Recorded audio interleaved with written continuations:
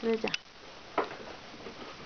Querida sobrinita Jamie, todos sabemos que eres muy pila, eres muy linda.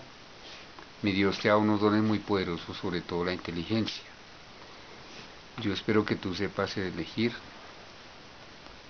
y no te confundas, porque a donde tú vas hay otra clase de valores y otros principios morales que distraen nuestro entendimiento.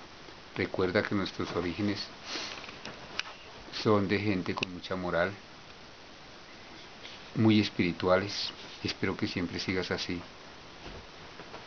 Que logres todo lo que quieres, porque recuerda que lo que uno pide, Dios se lo da, sea lo que sea. Entonces cuidado con lo que pides.